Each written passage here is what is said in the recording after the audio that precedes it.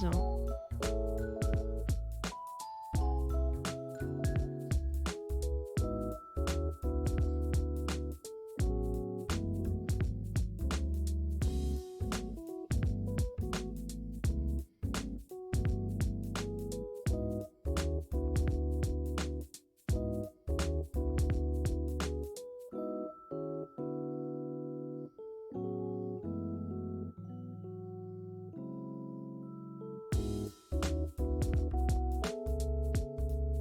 Coucou Laetitia. La seule fois où c'est une bonne nouvelle d'utiliser plein de peinture, oui, c'est un peu ça. Attendez, mais en fait, je vais limite pas en avoir assez. From, j'ai trop de peinture, into, j'en ai pas assez du tout. Vraiment, j'ai la flemme de pas en avoir assez par contre. J'ai pas assez de peinture. Non. J'ai pas envie de refaire un mélange. Au pire, je refais pas, hein. Je fais qu'une couche et c'est très bien. Ça fera un effet un peu... Putain, mais si j'ai pas assez pour finir, par contre...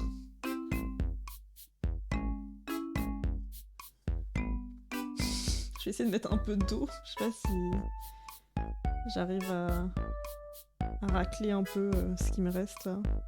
Le pigment. C'est vraiment la dèche, là.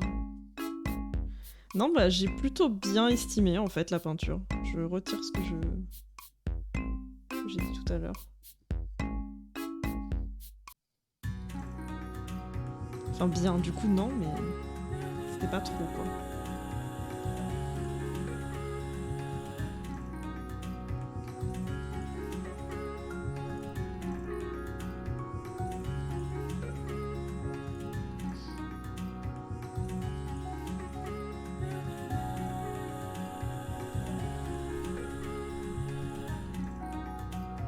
Ah, mais c'est pénible, j'en ai pas assez.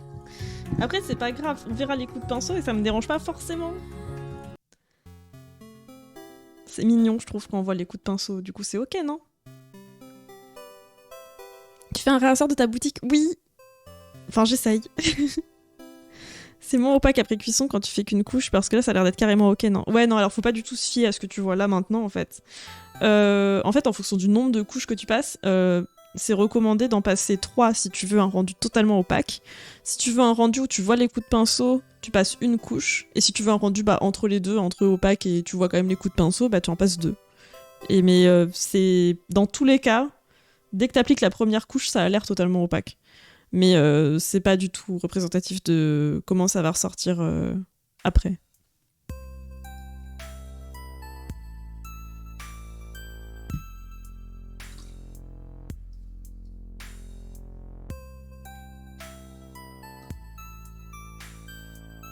Bon.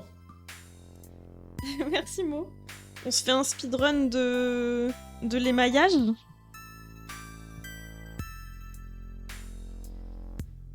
Je sais pas si... Je vais faire en maths, je crois. J'aime bien en maths. On va se faire un speedrun de l'émaillage et voilà quoi. En 5-6 minutes, ça se tente. Speedrun, oui, il reste 8 minutes OMG. Non mais vas-y, c'est large. C'est large, Aquax. C'est large de fou, genre, vraiment. Je te fais ça en 2 secondes. Dans 2 temps 3 mouvements, là. Ça part. Déjà, je vais commencer par ça.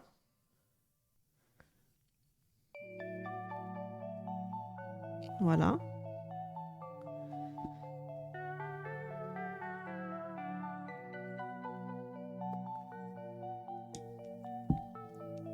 Je vais éviter de retirer le peu de couches de peinture que j'ai déjà. Et puis ça part, hein. Ça part en prod.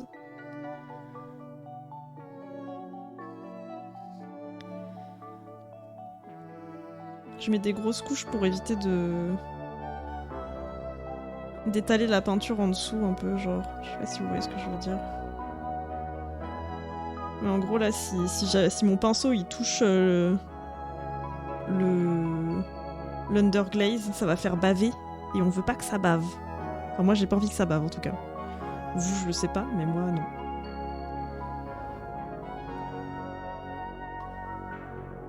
Et j'ai pas envie de mettre de l'underglaze dans mon pot d'émail transparent non plus, accessoirement. Voilà, donc ça c'est safe. Une fois qu'il y a au moins une couche d'émail, ça ne devrait plus baver en dessous. Donc c'est bon, on est safe.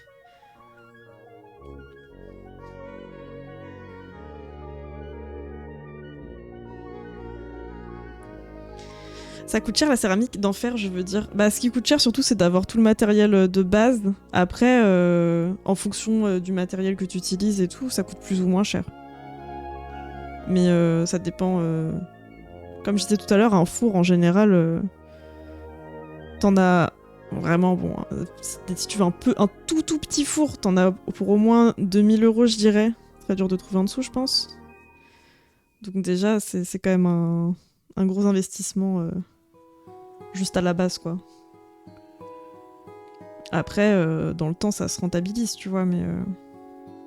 si tu en vends. Après, si tu en fais... en tant que hobby, il vaut mieux que... Sauf si t'es très riche et que tu peux te le permettre, mais... il vaut mieux que tu ailles dans un workshop ou ce genre de choses. Je pense. En tout cas, moi, si c'était pas pour en vendre, je pense pas que j'aurais investi dans un four parce que bon, c'est hyper cher, quoi.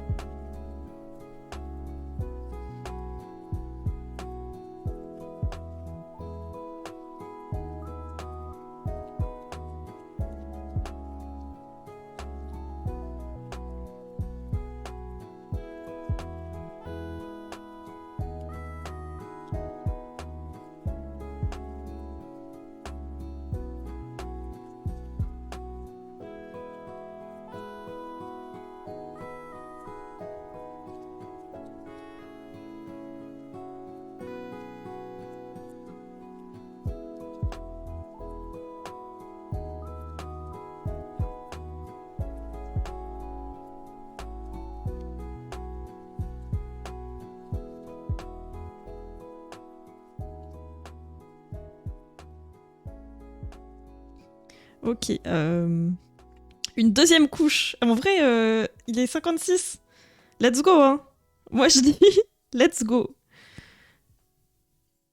Et si on partage le four d'un autre céramiste, la terre plus la peinture, ça revient plus cher.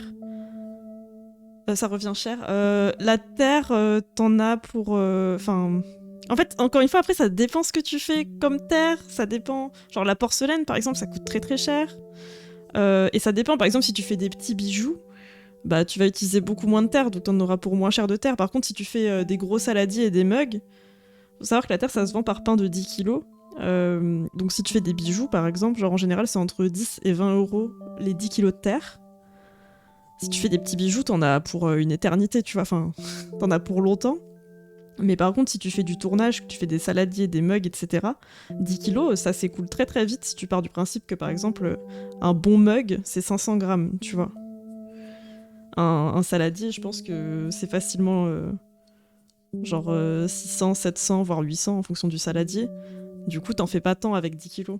Et la peinture, bah, ça dépend de ce que t'achètes, avec quoi tu veux faire, si tu veux faire de l'émail ou si tu veux faire de l'underglaze et tout. Des pots qui s'appliquent en pinceau comme ça, qui sont industriels. Enfin, genre qui sont des mélanges industriels, parce qu'il y a beaucoup de céramistes qui font aussi leurs propres couleurs avec les pigments, etc. Ça coûte moins cher. Mais moi, j'achète des trucs que je fais pas moi-même. J'ai essayé les trucs moi-même, mais j'étais pas aussi satisfait et tout. J'arrivais pas à trouver autant mon bonheur. Mais du coup, des pots Indus comme moi j'utilise, par exemple, ce genre de pot-là, ça coûte entre 20 et 25 €. Donc c'est assez cher, en vrai.